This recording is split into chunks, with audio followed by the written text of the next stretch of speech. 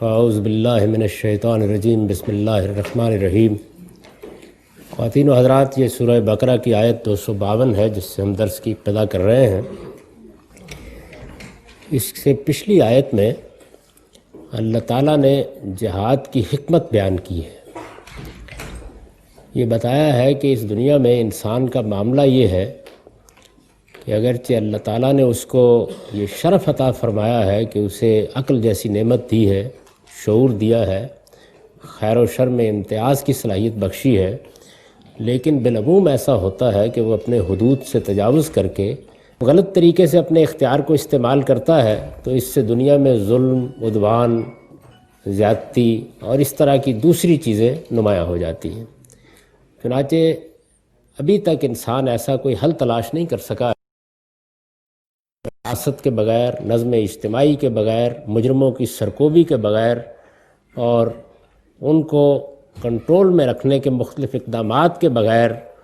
کوئی پرامن معاشرہ قائم کیا جا سکا ہو۔ چنانچہ یہ بات قرآن مجید میں بھی بیان کی گئی ہے، اور اگر آپ بالکل ابتدا میں جائیں تو فرشتوں نے انسان کی اس حیثیت کا اندازہ کر کے ابتدا ہی میں کہہ دی تھی۔ قرآن مجید کی اسی سورہ بقرہ میں جہاں قصہ آدم و ابلیس بیان کیا گیا ہے،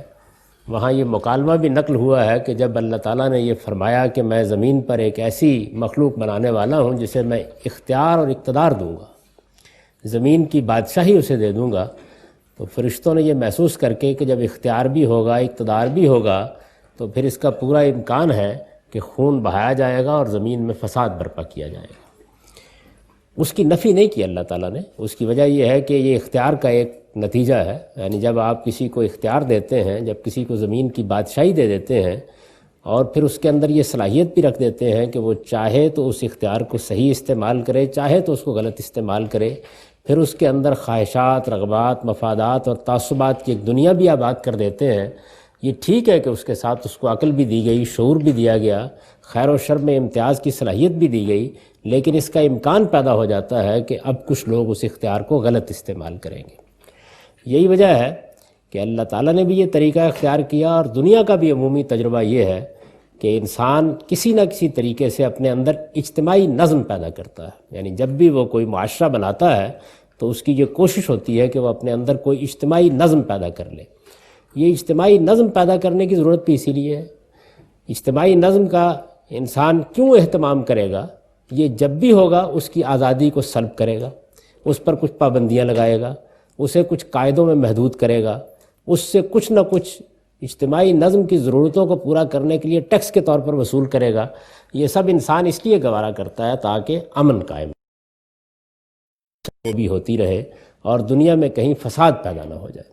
اسی فساد کے استحصال کے لیے ہم قانون بناتے ہیں، اور قانون اور ضابطے بنا کر مجرموں کو سزائیں دیتے ہیں۔ چنانچہ ہماری شریعت میں بھی بعض مجرموں کے لیے یہ سزائیں بیان ہوئی ہیں، اور دنیا کے سارے مہذب معاشرے کسی نہ کسی سطح پر قانون سازی کر کے مجرموں کی سرکوبی کا اہتمام کرتے ہیں۔ یہی چیز جب کسی ریاست کے اندر ہونے کی بجائے اس کے باہر واقع ہو جائے،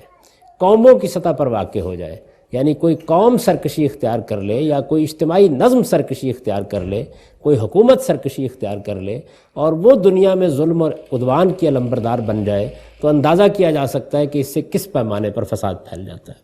یعنی کچھ مجرم جرم کا ارتکاب کریں، کوئی لوگ ڈاکے ڈالیں، زنا بالجبر کا ارتکاب کریں، دہشت گردی کی وارداتیں کرنا شروع کر دیں، تو اس سے جو صورتحال پیدا ہوتی ہے اس سے زیادہ سنگین صورتحال اس وقت پیدا ہو جاتی ہے جب کوئی قوم بحیثیت قوم، کوئی ریاست بحیثیت ریاست سرکشی کا رویہ اختیار کر لیتی ہے۔ کیونکہ جب یہ صورت پیدا ہو جائے گی تو پھر ظاہر بات ہے کہ دنیا میں فساد کو روکا نہیں جا سکتا۔ ایک شخص مجرم کی حیثیت سے کچھ طاقت حاصل کر لیتا ہے، اپنا ایک جتھا بنا لیتا ہے، بعض اوقات اس کو کنٹرول کرنا مشکل ہو جاتا ہے۔ کجا یہ کہ ایک منظم ریاست جس کے پاس بہت سے وسائل ہیں وہ دہشت گردی پر اتر آئے یا ظلم پر اتر آئے یا زیادتی پر اتر آئے۔ یہ صورتحال ہے جس کے لیے اللہ تعالیٰ فرماتے ہیں کہ جس طرح ہم نے مجرموں کو سزائیں دینے کے لیے ایک قانون دیا ہے، بالکل اسی طریقے سے مسلمانوں کو اس بات کی اجازت دی ہے، بلکہ بعض حالات میں اس کا حکم دیا ہے کہ وہ اس طرح کی سرکشی، اس طرح کے ظلم، اس طرح کے عدوان کو روکنے کے لیے جہاد کریں۔ یہ اس کی حکمت بیان کی ہے پچھلی آیت میں۔ چنانچہ دیکھیے ارشاد فرمایا ہے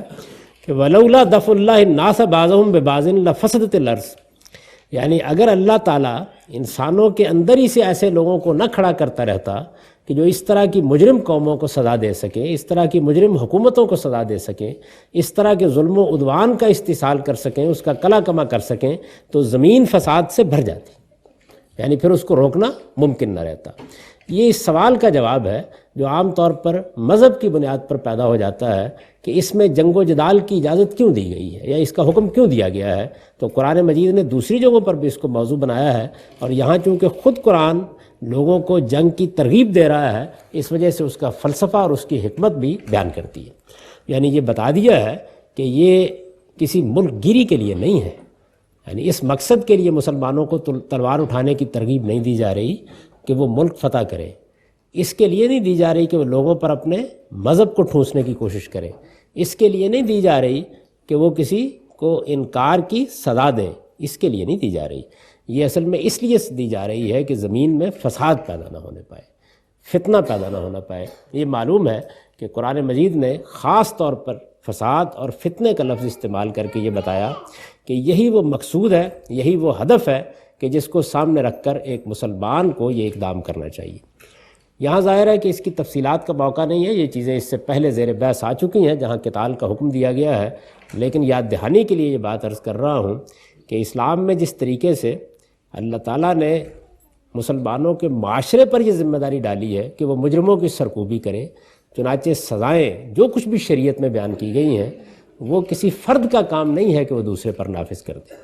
یہ ایک منظم ریاست کا کام ہے، مسلمانوں کے معاشرے کو یہ حکم دیا گیا ہے۔ بالکل اسی طرح قتال یا جنگ کی اجازت یا اس کا حکم بھی مسلمانوں کو انفرادی حیثیت میں نہیں دیا گیا، یہ حکم مسلمانوں کے معاشرے کو دیا گیا ہے، اس لیے لازماً ریاستی کے ذریعے سے روبہ عمل ہوگا۔ جس طرح کسی آدمی کو حق نہیں ہے کہ وہ اپنے سامنے کسی چور کو چوری کرتے ہوئے دیکھنے کے بعد بھی اس پر شریعت کی سزا کا نفاذ کر دے، قرآن مجید کی آیت پڑھے اور یہ کہے کہ اللہ تعالیٰ نے یہ حکم دیا ہے لہٰذا میں اس کا نفاذ کر رہا ہوں، کسی فرد کو اس کا حق نہیں ہے، کسی تنظیم کو اس کا حق نہیں ہے، یہ حق ریاست کو حاصل ہے۔ بالکل اسی طرح جنگ کا حق بھی ریاستی کو حاصل ہے۔ ایک منظم ریاست جو کسی شخص کو قانون کی خلاف ورزی پر سزا دینے کا اختیار رکھتی ہو، اسی کو یہ حق دیا جا سکتا ہے کہ وہ اس نوعیت کا کوئی اقدام بھی کرے۔ اس کے علاوہ جو باقی چیزیں ہیں وہ ظاہر ہے کہ تفصیل کے ساتھ زیر بحث آتی رہتی ہیں، اور اس میں خاص طور پر یہ چیز بھی پیش نظر رکھنے کی ہے کہ اللہ تعالیٰ نے اس کی ذمہ داری اسی معاشرے پر ڈالی ہے جو اس کی طاقت رکھتا ہو۔ اللہ کا یہ عمومی قانون ہے کہ وہ طاقت کے بغیر کسی کے اوپر کوئی بار نہیں ڈالتے، تو اس کے لیے بھی ایک پورا قاعدہ، ایک پورا قانون، ایک پورا ضابطہ بیان کر دیا گیا ہے، اور یہ بات بھی واضح کر دی گئی ہے کہ یہ صرف ظلم کے خلاف ہوگا، صرف عدوان کے خلاف ہوگا، جہاں فساد ہے اس کو رفع کرنے کے لیے ہوگا، اور فساد، ظلم، عدوان، فتنہ یہ وہ چیزیں ہیں کہ جن کو جاننے کے لیے کسی انسان کو کسی پیغمبر کے پاس جانے کی ضرورت نہیں ہوتی، انسان کا ضمیر یہ جانتا ہے کہ یہ کیا چیزیں ہوتی ہیں۔ جب لوگوں کی جان، مال، آبرو کے لیے کوئی گروہ خطرہ بن جاتا ہے تو یہ فساد ہے، یہ ظلم ہے، یہ عدوان ہے، یہ زیادتی ہے۔ اسلام میں جنگ صرف اسی مقصد کے لیے ہوتی ہے۔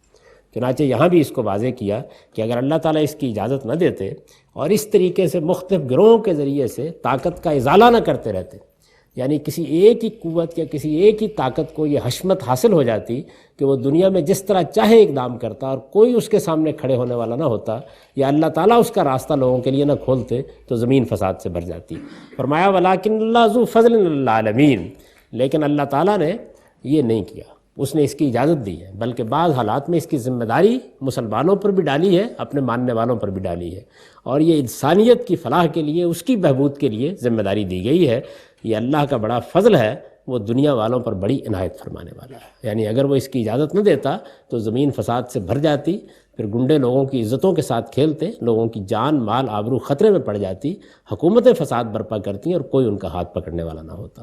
اسی سے یہ بحث بھی بالکل صاف ہو جانی چاہیے کہ جو عام طور پر ہمارے ہاں ہوتی ہے کہ کیا اسلام میں دفاعی جنگ کی اجازت ہے یا جارحانہ جنگ کی اجازت ہے۔ اسلام نے جو طریقہ اس کے لیے اختیار کیا وہ یہ ہے کہ اس نے ان اصطلاحوں میں گفتگو نہیں کی، اس نے کہا ظلم اور عدوان کے خلاف۔ اور ظاہر ہے کہ ظلم و عدوان اس صورت میں بھی ہوتا ہے کہ کوئی آپ پر چڑھ دوڑے، اور ظلم و عدوان کی ایسی صورتیں بھی ہو سکتی ہیں کہ جس میں اقدام کر کے اس کا خاتمہ کرنا پڑے۔ اگر طاقت ہوگی تو ظاہر ہے کہ اس کا خاتمہ کیا جائے گا۔ ظلم، عدوان، زیادتی، فتنہ، فساد، یہ اصل میں باعث ہے اس کا جس کے لیے اللہ نے یہ حکم دیا ہے۔ چنانچہ ایک دوسرے مقام پر قرآن مجید نے یہ بتایا ہے کہ اگر اللہ تعالیٰ اس کی اجازت نہ دیتے اور لوگوں کے اندر اس طریقے سے امن قائم نہ کیا جاتا تو مذہبی تعصبات انسان کو اس درجے میں لے جاتے ہیں کہ جس میں قرآن نے گن کے بتایا ہے کہ مسجدیں ویران ہو جاتی، گرجے ویران ہو جاتے، اور پھر یہودیوں کی عبادت گاہوں کا ذکر کیا ہے کہ ان کے کنیسہ بھی بالکل ویران ہو جاتے۔ ان چیزوں کو اسی طرح قائم رہنا چاہیے، کیونکہ یہ خدا کی دنیا ہے اور اس نے لوگوں کو آزادی دی ہے کہ وہ جس نقطہ نظر کو، جس مذہب کو چاہیں اختیار کریں۔ حقیقت واضح کر دی ہے، لیکن اس بات کا حق کسی کو نہیں دیا کہ وہ دوسروں کے لیے جینا حرام کر دے۔ جان، مال اور آبرو کی ابدی حرمت قائم کر دی ہے، سوائے دو صورتوں کے کسی شخص کو اس کا حق نہیں دیا کہ وہ ادنیٰ درجے کا کوئی اقدام کرے۔ تو اسی مقصد کے لیے یہ فرمایا ہے کہ جب کوئی کسی کی جان کے درپے ہو جائے، مال کے درپے ہو جائے، آبرو کے درپے ہو جائے، تو پھر یہ حق حاصل ہے مسلمانوں کو کہ وہ اس جان اور مال اور آبرو کی حفاظت کے لیے اس نوعیت کا اقدام کرے، کیونکہ اسلامی قانون کی روح سے جان، مال، آبرو کی حرمت ایسی غیر معمولی ہے کہ رسالت میں آپ صلی اللہ علیہ وسلم نے، یہ آپ کو معلوم ہے کہ آخری خطبے کے موقع کے اوپر یہ فرمایا تھا کہ ان اموالکم و اعراضکم و دماءکم حرام علیکم کا حرمت یومکم ھذا فی شہرکم ھذا فی بلدکم ھذا۔ آپ حرم میں کھڑے تھے، آپ ذوالحج کے مہینے میں کھڑے تھے، آپ ام القریٰ مکہ میں کھڑے تھے، تو آپ نے فرمایا کہ جیسی حرمت اس شہر کی ہے، جیسی حرمت اس مہینے کی ہے، ایسی حرمت انسانوں کی جان، مال اور آبرو کی۔ تو انسانوں کی جان اور مال اور آبرو، اس کی حفاظت ایک مسلمان کی ذمہ داری ہے۔ چنانچہ خود ایک موقع پر یہ بات آپ نے کہی کہ المسلم من سلم المسلمون من لسانہ و یدہ۔ مسلمان تو ہوتا ہی وہ ہے جس کے ہاتھ اور زبان سے دوسرے لوگوں کی عزت، آبرو، جان، مال محفوظ رہے۔ تو بجائے اس کے کہ وہ لوگوں کے لیے خطرہ بن جائے، اس کو تو امن کا پیامبر بن کے رہنا ہے۔ لہٰذا ہمارے ہاں جب بھی کبھی بندوق اٹھائی جاتی ہے تو وہ اصل میں ظلم اور عدوان کے خاتمے کے لیے اٹھائی جاتی ہے، اور اس کے حدود ہیں، قیود ہیں، اس کے شرائط ہیں، وہ کوئی ایسی چیز نہیں ہے کہ جس کا جی چاہے یہ اقدام کر ڈالے۔ یہ بات واضح کرنے کے بعد اب یہ فرمایا کہ تلک آیات اللہ نتلوہا علیک بالحق وانک لمن المرسلین، کہ یہ اللہ کی آیتیں ہیں جو ہم تمہیں حق کے ساتھ سنا رہے ہیں۔ پیغمبر کو مخاطب کر کے کہا ہے کہ اللہ تعالیٰ ہی اس توازن کے ساتھ، اس اعتدال کے ساتھ، اس حکمت کے ساتھ ایسی تعلیم دے سکتے ہیں جیسی یہ تعلیم تمہیں دی جا رہی ہے، اور یہ بالکل حق ہے، اس کے اندر ادنیٰ درجے کا کوئی تجاوز نہیں ہے۔ یہ خدا کی کتاب ہے اور خدا کا پیغام ہے، اور فرمایا کہ یہ آیتیں جو تمہیں سنائی جا رہی ہیں یہ اپنے وجود سے اس بات کی گواہی دیتی ہیں کہ اس طرح کا کلام جو ہر طرح کے تعصب سے بالا ہو، ہر طرح کے جذبات سے بالا ہو، جو ٹھیک انصاف پر مبنی ہو، جس میں علم و عقل کے مسلمات ہو، وہ آسمانی سے آ سکتا ہے۔ لہٰذا اس میں کوئی شبہ نہیں ہے کہ وَإِنَّكَ لَمِنَ الْمُرْسَلِينَ، کہ آپ اللہ کے رسولوں میں سے۔ یہ بات فرمانے کے بعد اب یہ کہا کہ تِلْكَ الرُّسُلُ فَضَّلْنَا بَعْضَهُمْ عَلَىٰ بَعْضٍ مِّنْهُمْ مَنْ كَلَّمَ اللَّهُ وَرَفَعَ بَعْضَهُمْ دَرَجَاتٍ وَآتَيْنَا عِيسَى ابْنَ مَرْيَمَ الْبَيِّنَاتِ وَأَيَّدْنَاهُ بِرُوحِ الْقُدُسِ، کہ یہ جو حقیقت ہے یہ بنی اسرائیل بھی جانتے ہیں۔ اس سورہ کے مخاطب بنی اسرائیل ہے، تو فرمایا کہ یہ بات کہ تم اللہ کے رسول ہو، خدا کی طرف سے آئے ہو، یہ کلام جو تم پر نازل ہوا ہے، یہ کلام اپنے وجود سے جن حقائق کی شہادت دے رہا ہے، اس سے بنی اسرائیل ناواقف نہیں ہے، اس لیے کہ وہ تو ابراہیم کی اولاد ہیں، پیغمبروں کی ذریت ہیں، ان کے اندر حق کی ایک عظیم روایت قائم رہی ہے، ان کو اللہ تعالیٰ نے اپنا پیغام دیا ہے اور انبیاء علیہ السلام کے ذریعے سے وقتاً فوقتاً اس کی تجدید کی ہے۔ لہٰذا وہ اس بات سے واقف ہیں، ان کے ہاں تمہارے لیے پیشین گوئیاں موجود ہیں، وہ جانتے ہیں الہامی کلام کیا ہوا کرتا ہے اور اس کی کیا شان ہوا کرتی ہے، ان سے کوئی چیز چھپی ہوئی نہیں ہے۔ تو اب یہ سوال پیدا ہوتا ہے کہ مانتے کیوں نہیں؟ ظاہر ہے کہ اگر یہ بات ہے کہ وہ اتنا واقف ہے، قرآن مجید نے دوسری جگہوں کہ اس قرآن سے وہ اتنے واقف ہیں کہ یعرفونہ کما یعرفون ابناءہم، یعنی وہ اس کو ایسے پہچانتے ہیں جس طرح کوئی مہجور باپ اپنے بیٹوں کو پہچانتا ہے، انہیں اس سے ناواقفیت نہیں ہے۔ وہ یہ جانتے ہیں کہ یہ وہی ناموس ہے جو سیدنا موسیٰ علیہ السلام پر نازل ہوا تھا، وہ یہ جانتے ہیں کہ یہی وہ ناموس ہے جو تمام انبیاء علیہ السلام پر نازل ہوا۔ وہ اس بات سے واقف ہے کہ ان کے انبیاء نے جس پیغمبر کے آنے کی پیشین گوئی کی تھی اور جس کے لیے ان سے عہد لیا تھا وہ یہی ہے، اس بات سے بہت اچھی طرح واقف ہیں۔ لیکن اب قرآن مجید نے یہ بتایا، اور یہ بہت قابل غور چیز ہے جس کے اوپر انگلی رکھی ہے، کہ پھر سبب کیا ہے، انکار کی وجہ کیا بنی ہے۔ ارشاد فرمایا کہ انکار کی وجہ یہ بنی ہے کہ یہ جو رسول آئے ہیں دنیا میں، یعنی خواہ وہ سیدنا موسیٰ علیہ السلام ہوں، خواہ سیدنا مسیح علیہ السلام ہوں، یا ان سے پہلے کے پیغمبر ہوں، جتنے بھی رسول آئے ہیں، فرمایا تلک الرسل فضلنا بعضهم علی بعض، ہم نے کسی نہ کسی پہلو سے کوئی امتیاز رکھا ہے، ان میں کچھ نہ کچھ فضیلت دی ہے ان کو، پھر کچھ فضیلتیں گنوا دی۔ فرمایا کہ ہم نے ان میں سے ہر ایک کو دوسرے پر فضیلت دی اس طرح کہ ہم نے ان میں سے کسی کے ساتھ خود کلام کیا، منہم من کلم اللہ،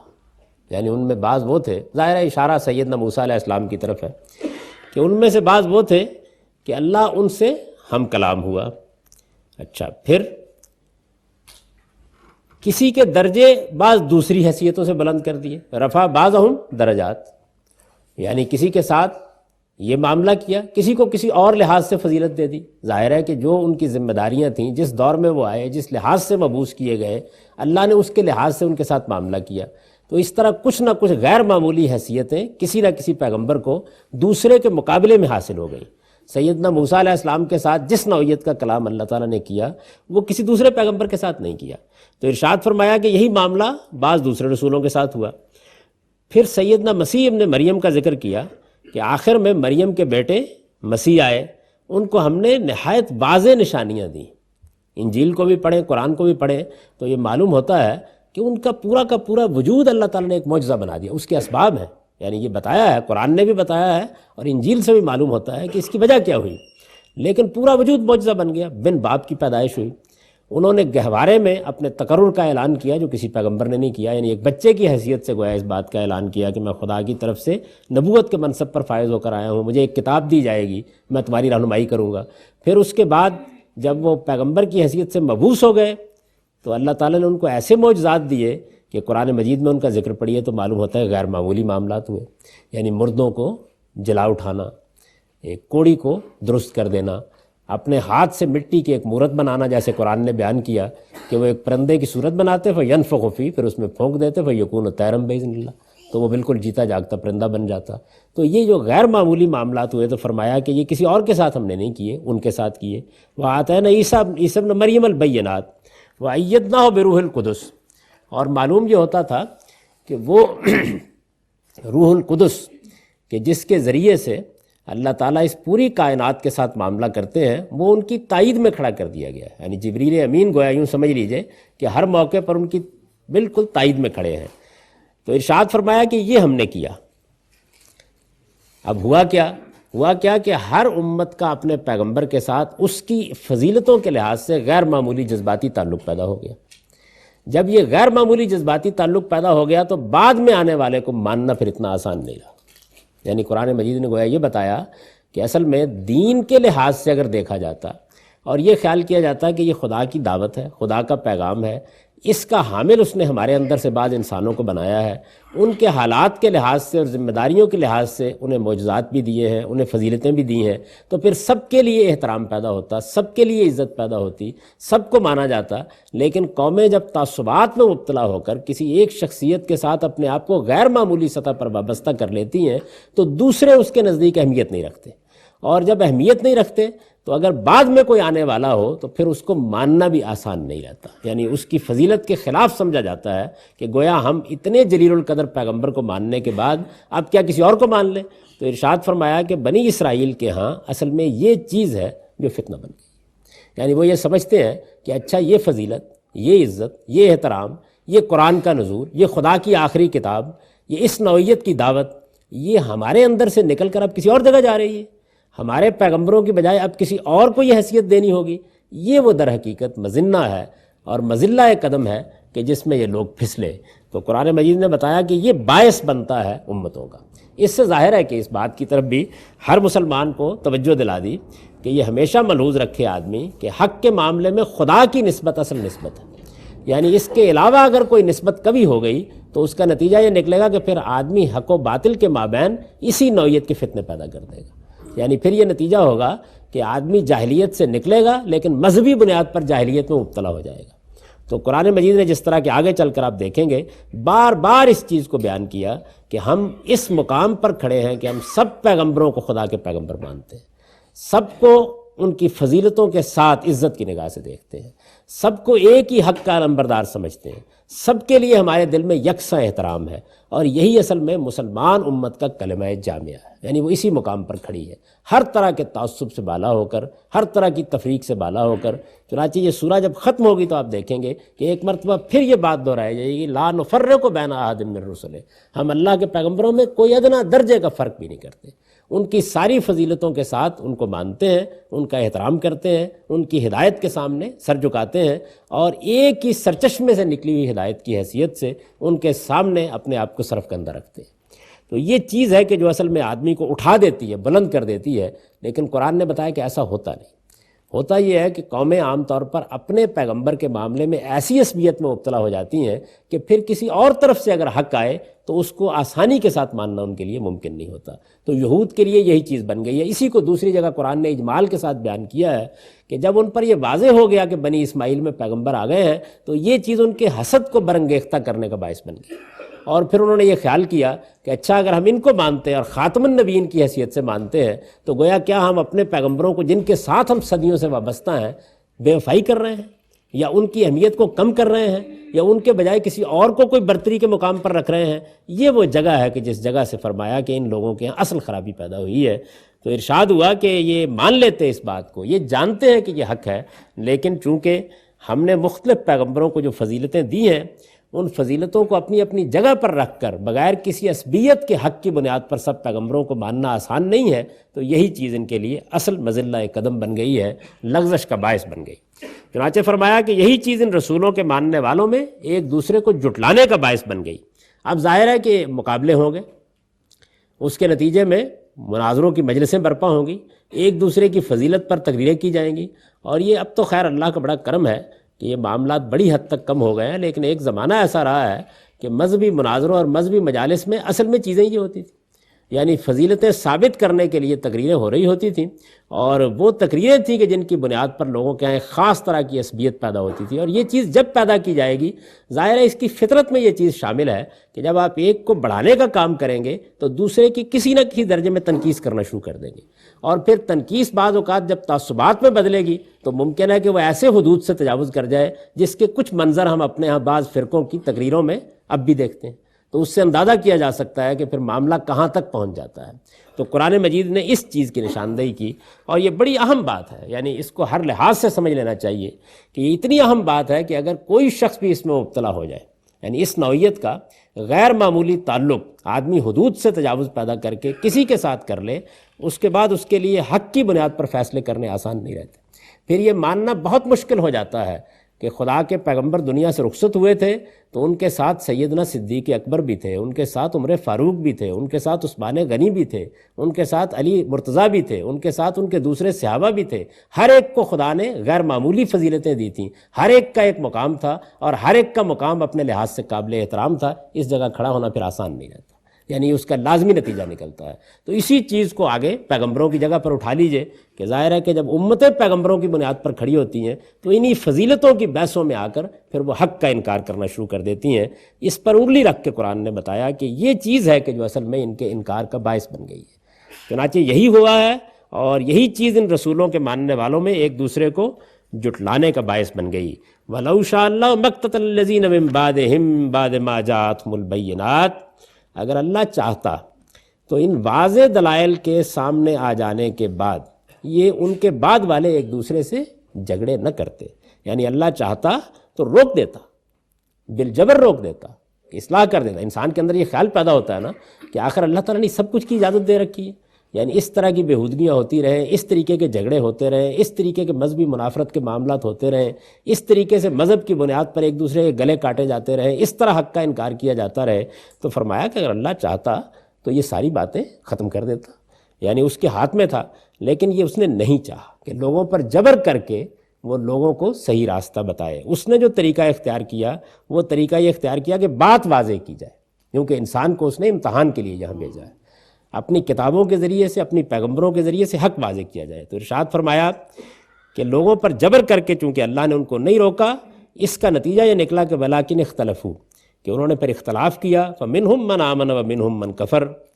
اور ان میں سے کوئی ان رسولوں پر ایمان لایا اور کسی نے ماننے سے انکار کر دیا۔ وَلَوْ شَاءَ اللَّهُ مَا اقْتَتَلُوا وَلَٰكِنَّ اللَّهَ يَفْعَلُ مَا يُرِيدُ، فرمایا کہ اے پیغمبر تم کو نہ ماننے کی وجہ بھی یہی ہے، اور اگر اللہ چاہتا تو وہ ہرگز آپس میں نہ لڑتے، مگر اللہ اپنی حکمت کے مطابق جو چاہے کرتا ہے۔ یعنی اس کی حکمت اسی کو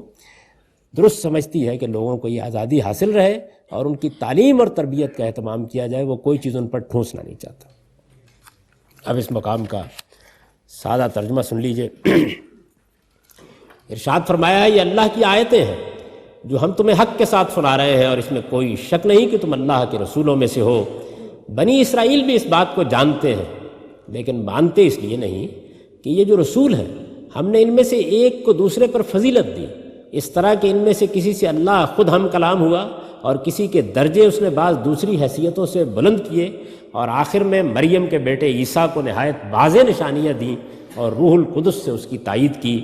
چنانچہ یہی چیز ان رسولوں کے ماننے والوں میں ایک دوسرے کو جھٹلانے کا باعث بن گئی، اور اگر اللہ چاہتا تو نہایت واضح دلائل سامنے آ جانے کے بعد یہ ان کے بعد والے ایک دوسرے سے نہ لڑتے، لیکن اللہ نے یہ نہیں چاہا کہ لوگوں پر جبر کرے، اس لیے انہوں نے اختلاف کیا۔ سو ان میں سے کوئی ان رسولوں پر ایمان لایا اور کسی نے ماننے سے انکار کر دیا۔ تم کو نہ ماننے کی وجہ بھی یہی ہے پیغمبر، اور اگر اللہ چاہتا تو وہ ہرگز آپس میں نہ لڑتے، مگر اللہ اپنی حکمت کے مطابق جو چاہے کرتا ہے۔ اقول قولی